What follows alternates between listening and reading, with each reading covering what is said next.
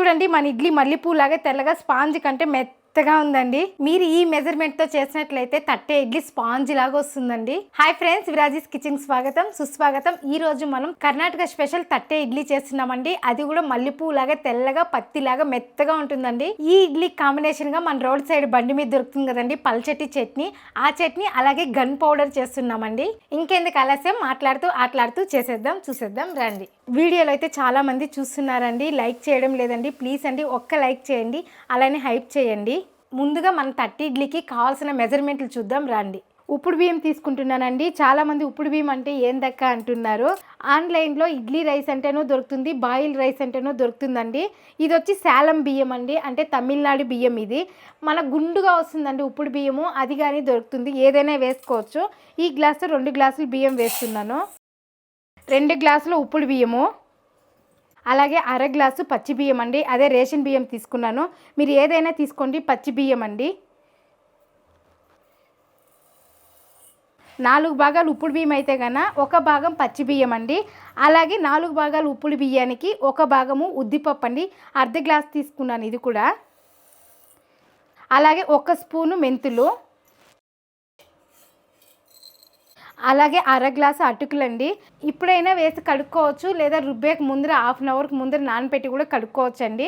ఈ పాత్రకి ఎక్కువైంది, నానే గుందరికి బియ్యము ఉద్దిపప్పు ఉబ్బుతుందండి, కాబట్టి వేరే పాత్రకి మారుస్తున్నాను. ఇప్పుడు ఈ బియ్యాన్ని ఒక 4 సార్లు బాగా కడుక్కుందామండి. ఎప్పుడు పచ్చి బియ్యంతోనే చేస్తూ ఉంటాం కదండి, ఇలా ఉప్పుడు బియ్యం వేసి చూడండి. ఇడ్లీ అనేది మల్లెపూ లాగా తెల్లగా పత్తిలాగా మెత్తగా ఉంటుందండి. నీళ్ళు పోసుకొని ఇప్పుడే కడుక్కుందామండి. రుబ్బేకి ముందర కడిగేదద్దు, ఎందుకంటే మనం అటుకులు వేసేస్తాం కదా, అప్పుడు కడిగినట్లయితే అటుకులు అనేది కరిగిపోతుందండి. కాబట్టి అందుకే చెప్పాను, మీరు రుబ్బకు ముందర ఒక హాఫ్ అన్ అవర్ ముందర కడిగి పెట్టుకున్నారంటే రుబ్బుకోరావచ్చండి. కాకపోతే నేను చేసినట్లు చేస్తే మళ్ళీ చేయి పెట్టే పని ఉండదండి, బియ్యము రుబ్బుకున్నామంటే సరిపోతుంది.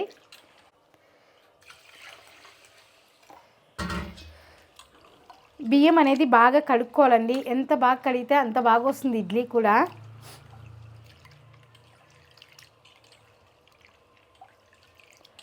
ఇప్పుడే బాగా కడుక్కున్నామంటే అటుకులు అనేది కరగదండి. అదే మీరు బాగా నాణ్యాక కడిగినట్లయితే అటుకులు ఇట్లా కలుపుతూ ఉంటేనే బాగా కరిగిపోతుందండి, అప్పుడు నీళ్ళంతా వెళ్ళిపోతుంది. కాబట్టి అటుకులు వేస్తేనే బియ్యం కూడా బాగా కలుపుకునేయాలి, మళ్ళీ రుబ్బేటప్పుడు కడిగే పని ఉండకూడదు. బియ్యం కడిగేసినానండి. ఇప్పుడు నీళ్ళు పోసి పక్కన పెట్టేస్తాము. 4 గంటల తర్వాత రుబ్బుకుందామండి. 4 గంటల తర్వాత చూద్దామండి. చూడండి బియ్యం అనేది బాగా నానిపోయిందండి. అటుకులు కూడా చూసారా మన అన్నం లెక్కలో ఉంది. ఇప్పుడు కానీ మనం ఇట్లా కలిపి కడిగినామంటే అటుకులంతా కరిగిపోతుందండి. కాబట్టి ఇక్కడ నేను బియ్యం కడుగుతలేదు. ఈ నీళ్ళు పైన ఉంచేసి కాబట్టి నీళ్ళు మార్చుకుందాం. ఇప్పుడు మిక్సీ పట్టేద్దాము. ఒకవేళ మీరు మళ్ళీ కడుక్కోవాలక్క అనిపిస్తే మీరు అటుకులు అనేది లాస్ట్లో కడిగి వేసుకోండి. ఎందుకంటే ఇప్పుడు కడిగినామంటే అటుకులు చూడండి ఇప్పుడే కరిగిపోతూ ఉంది, కాబట్టి లాస్ట్లో వేసుకుంటేనే మంచిది. ఇప్పుడు మిక్సీ పెడదాం. మధ్య మధ్యలో కొంచెం నీళ్ళు కానీ వేసుకోండి, ఎందుకంటే మనకు పిండి అనేది బాగా మెత్తగా మెదగాలి కదా.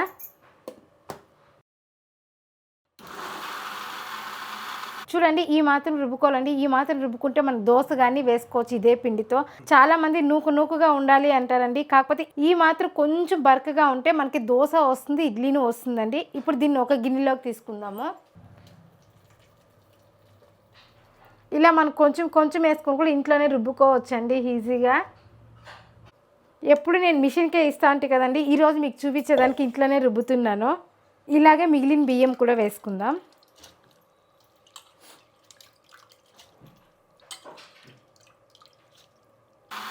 పిండి అంతా మిక్సీ పట్టేసామండి. మనం ఫస్ట్ మిక్సీ పట్టినప్పుడు అటుకులు అయితే పైన ఉన్నింది కదండి, కాబట్టి అంతా మిక్సీ అయ్యేలాగా కలుపుకుందాము.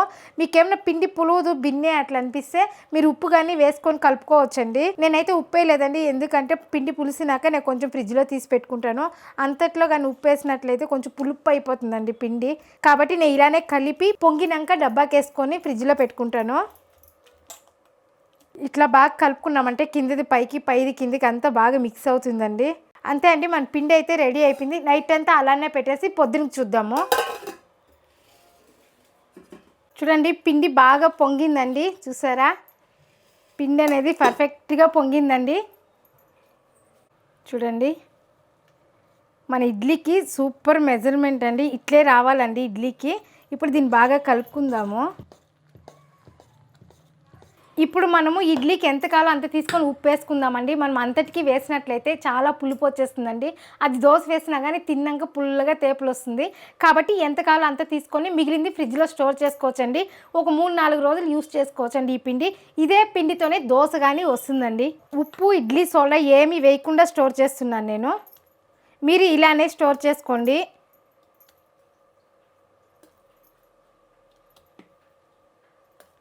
పిండి కూడా చాలా గట్టిగా రుబ్బలేదండి, మిక్సీకి కదా పట్టింది. నీళ్ళు వేసే పట్టాను కాబట్టి మనకు పిండికి కూడా ఎక్కువ నీళ్ళు వేయాల్సిన అవసరం లేదు. రుచికి సరిపోయినంత సాల్టు, అలాగే కొద్దిగా వంట సోడా వేస్తున్నానండి. చూడండి, ఇంతే వేస్తున్నాను. ఇప్పుడు కొద్దిగా వేసుకుందాం నీళ్ళు, ఎక్కువ వేయద్దండి. పలచగా ఉన్నా కానీ ఇడ్లీ సరిగా రాదు. ఇప్పుడు బాగా మిక్స్ అయ్యేలా కలుపుకుందాం. మన ఊరికి ఇట్లా కలిపేసి ఇడ్లీ పోసి పెట్టినట్లయితే ఇడ్లీ పైన, ఇడ్లీ లోపల అక్కడక్కడ ఎల్లోగా ఉంటుంది. మీరు ఎప్పుడైనా చూసారా, గమనించారా? కాకపోతే అది ఎందుకు వస్తుందంటే మనం ఇడ్లీ సోడా, ఉప్పు వేస్తాం కదా, బాగా మిక్స్ అవ్వకుండా పెడితే అది అలా వస్తుందండి. ఆ ఎల్లో ఉండేది నేను తిని చూసానండి, చాలా పుల్లగా ఉంటుంది. కాబట్టి మీరు బాగా కలుపుకొని పెట్టండి. చూడండి, ఇలా ఉంటే సరిపోతుందండి. కరెక్ట్ మెజర్మెంట్ అండి ఇడ్లీకి. చూసారా, ఈ మాత్రం ఉండాలండి. ఈరోజు మనం ఈ తట్ట ప్లేట్లలో ఇడ్లీ పెడుతున్నామండి. పిల్లలకి ఒక ఇడ్లీ ఇచ్చినా కడుపు నిండిపోతుందండి. ముందుగా మనం ఈ ప్లేట్లకి నూనె వేసుకుందామండి. అప్పుడే మనకు ఎక్కడ అంటుకోకుండా వస్తుంది. నెయ్యి కూడా వేసుకోవచ్చండి. ఇక్కడైతే నేను నూనె వేసాను. మీరు నెయ్యి ఉంటే నెయ్యి కూడా వేసుకోవచ్చు. ఎక్కడ గ్యాప్ లేకుండా అప్లై చేసుకుందామండి. ఇలా పొద్దున్న లేచి చిన్న ఇడ్లీలు పోసి పెట్టి దాన్ని తీసే ఉంది కష్టం అనిపించినప్పుడు ఇట్లా తట్టి ఇడ్లీ పెట్టినామంటే పిల్లలకైతే ఒక ఇడ్లీ, పెద్దవాళ్ళకైతే 2 ఇడ్లీ అండి. మన ఇంట్లో బయట పోయినామంటే నేనైతే 30 ఇడ్లీ తీసుకుంటానండి. 2 ఇడ్లీ లేదంటే 1.5 ఇడ్లీ అండి. అదే మామ అయితే 2 ఇడ్లీ, పాప అయితే ఒకే ఇడ్లీ అండి. కాబట్టి నేను 30 ఇడ్లీ అందుకే ప్లాన్ చేశాను. ఇప్పుడు ఇడ్లీకి పోసి పెట్టుకుందాము. ఇక్కడ నేనైతే 2 గంటలు వేస్తున్నాను.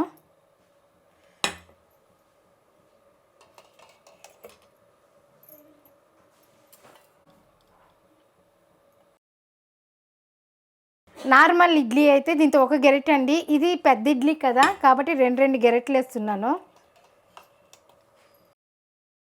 ఇప్పుడు ఇడ్లీ పాత్రలో పెట్టేద్దామండి. ఇక్కడ నేను పాత్రలోనే పెడుతున్నాను.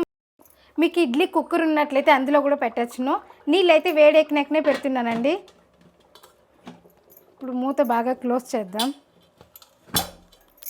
అంతే అండి, ఒక 15 నుంచి 20 నిమిషాల్లో మనకి ఇడ్లీ ఉడికిపోతుంది. అదే నార్మల్ ఇడ్లీ అయితే ఒక 12 నిమిషాలండి. ఇది 2 గెరెటెలు పోసాం కదా, ఒక 20 నిమిషాలు టైం పడుతుందండి. నేను ఇడ్లీకి పెట్టక ముందే గన్ పౌడర్కి, చట్నీకి రెడీ చేసి పెట్టేసినానండి. ముందుగా మన గన్ పౌడర్కి కావాల్సిన పదార్థాలు చూద్దాం రండి. ఇక్కడ నేను 1/2 కప్పు మెజర్మెంట్ చెప్తున్నానండి. ఈ కప్పుతో నేను 1/2 కప్పు తీసుకున్నాను. 1/2 కప్పు పచ్చినిపప్పు, 1/2 కప్పు ఉద్దిపప్పు, 1/2 కప్పు తెల్ల నువ్వులు, అలాగే కాశ్మీర్ మిరపకాయలు 7, గుంటూరు మిరపకాయలు 3, కొద్దిగా కరివేపాకు, కొద్దిగా చింతపండు, అలాగే ఇంగువ. ముందుగా కడాయి పెట్టుకునేసి కొద్దిగా ఆయిల్ వేసుకుందామండి. ఆయిల్ వేసి వేయించుకుంటున్నాము.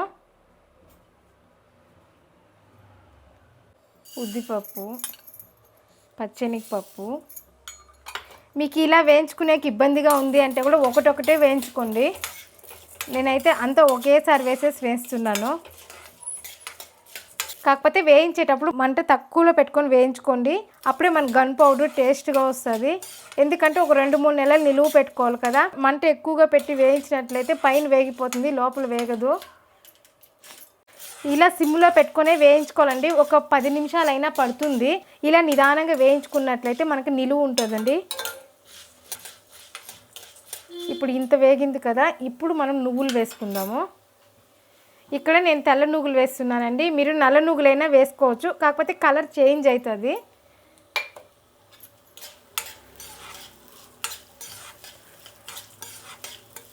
ఇలా గోల్డ్ కలర్ రావాలండి పచ్చనిపప్పు, ఉద్దిపప్పు. ఇప్పుడు దీన్ని ఒక ప్లేట్లోకి తీసేద్దాం. ఇదే కడాయిలోనే మిగిలినవి కూడా వేయించుకుందాము. ఇదే కడాయిలోనే కరివేపాకు, అలాగే మిరపకాయలు. దీన్ని కొంచెం బాగా వేయించుకుందాము. కొద్దిగా ఆయిల్ వేద్దాం. కరివేపాకు అనేది బాగా క్రిస్పీగా రావాలి.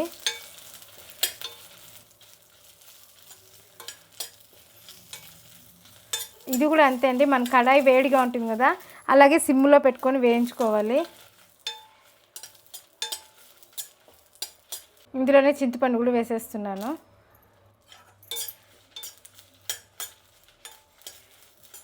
ఇప్పుడు దీన్ని బాగా చల్లారించి మనం మిక్సీ పట్టుకుందాం. సింపుల్గా రోడ్ సైడ్ బండి మీద దొరికే నీళ్ళ చట్నీ చేసుకుందామండి. పల్లీలు 1 కప్పు, పచ్చిమిరపకాయలు 7, కొద్దిగా చింతపండు, 1 ఎర్రగడ్డ, తెల్లగడ్డ కొద్దిగా, ఇంగువ.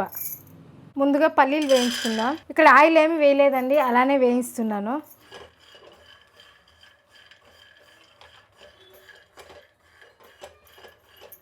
చూడండి పల్లీలు బాగా వేగిపోయినాయి. దీన్ని ఒక ప్లేట్లో తీయేద్దాం. ఇప్పుడు ఇందులోనే కొద్దిగా ఆయిల్, పచ్చిమిరపకాయలు ఇలా కట్ చేసుకొని వేయించుకుందాము. అలాగే తెల్లగడ్డ,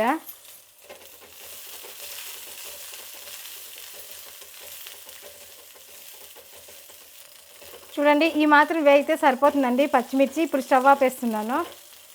ఇది చల్లారే లోపల ఇడ్లీకి పోసి పెట్టినానండి. ఇప్పుడు ఇడ్లీ ఉడికే లోపల ఈ 2 మిక్సీ పట్టేసినామంటే గన్ పౌడర్ రెడీ, చట్నీను రెడీ అండి. అలాగే ఇడ్లీను అయిపోతుంది. గన్ పౌడర్ కావాలంటే గన్ పౌడర్లో తింటారు, చట్నీలో కావాలంటే చట్నీలో తింటారండి.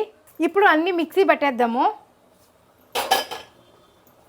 అలాగే నువ్వులు, శనగపప్పు, ఉద్దిపప్పు, అలాగే ఇందులో ఇంగువ, రుచికి సరిపోయినంత సాల్ట్.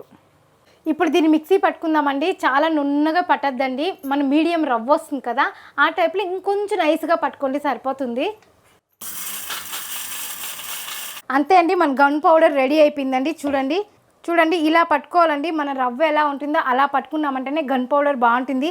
చాలా నైస్గా ఉంటేనో తినడానికి బాగుంటుందండి. ఇదే స్టేజ్లో పట్టుకోండి, సరిపోతుంది. ఇప్పుడు పల్లీ చట్నీ కూడా మిక్సీ పట్టేద్దాం. చింతపండు, రుచికి సరిపోయినంత సాల్ట్. నేను ఫస్ట్ ఒక చుట్టూ తిప్పేసి మళ్ళీ నీళ్ళు వేస్తానండి. ఇప్పుడు నీళ్ళు వేసుకుందాం.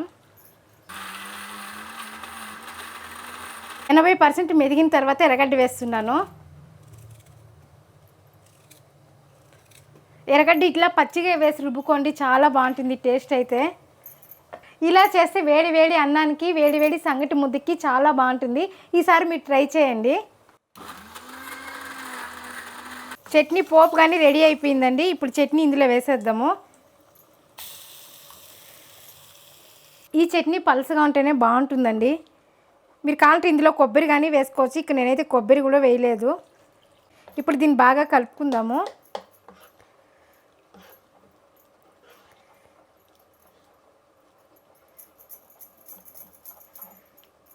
అంతే అండి, మన నీళ్ళ చట్నీ కూడా రెడీ అయిపోయిందండి. ఈ ఎర్రగడ్డలు అక్కడక్కడ కనిపిస్తూ ఉంటే తింటా ఉంటే చాలా బాగుంటుందండి. కాబట్టి నేను అట్లా లాస్ట్లో వేస్తాను. గన్ పౌడర్ చట్నీ రెడీ అండి. 20 నిమిషాల తర్వాత ఇడ్లీ చూద్దాం రండి.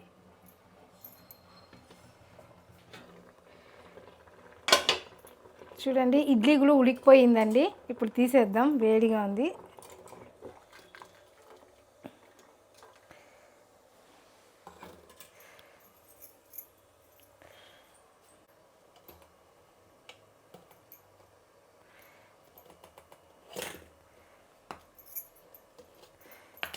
చూడండి మన వేడి వేడి తట్టే ఇడ్లీ రెడీ.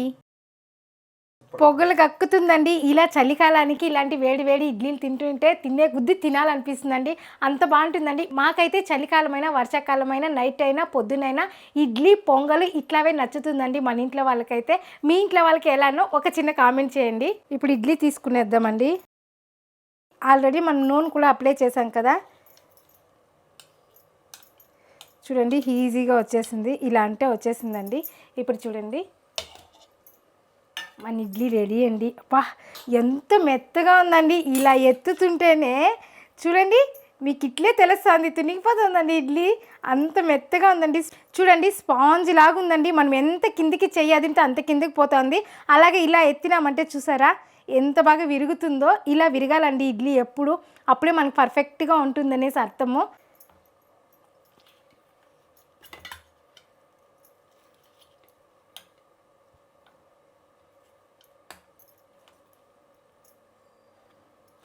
చూడండి మన ఇడ్లీ మల్లెపూలాగా తెల్లగా స్పాంజ్ కంటే మెత్తగా ఉందండి.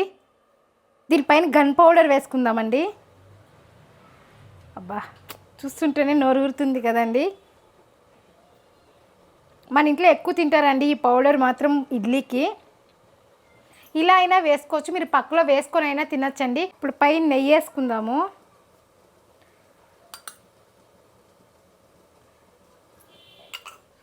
స్పాంజ్ లాగా ఉంది చూడండి, మన కేక్ లాగా. నేను చాక్తో కట్ చేసి చూపిస్తున్నాను, చూసారా? పిల్లలకి ఇలా కట్ చేసి మనం ఇలా ఇచ్చినా కానీ పిల్లలు ఈజీగా తినేస్తారండి. ఇలా కొరుక్కొని ఇలా వేసి పిల్లలకి ఇలా ఇచ్చినా కానీ కేక్ లాగాను ఉంటుంది, ఇడ్లీ లాగాను ఉంటుందండి. డిఫరెంట్ ఇడ్లీ అని చెప్పారంటే పిల్లలు ఇష్టంగా తింటారండి. చూసారు కదండి, తట్టి ఇడ్లీ చాలా సాఫ్ట్గా వచ్చిందండి. మీరు ట్రై చేయండి, ఎలా వచ్చిందో ఒక చిన్న కామెంట్ చేయండి. అంతే అండి, మనం ఏం చేసినా ఫాస్ట్లోను, టేస్ట్లోను, క్వాలిటీలోను ఎందులోనూ రాజీ పడకూడదండి. ఎందులో రాజీ పడితే మీరు రాజీ పడకండి. ఇలాంటి టిఫిన్ ఐటమ్స్ మన ఛానల్లో చాలా ఉన్నాయండి. ఇక్కడ క్లిక్ చేసి చూడండి. మరొక రెసిపీతో మళ్ళీ కలుద్దాం. బాయ్.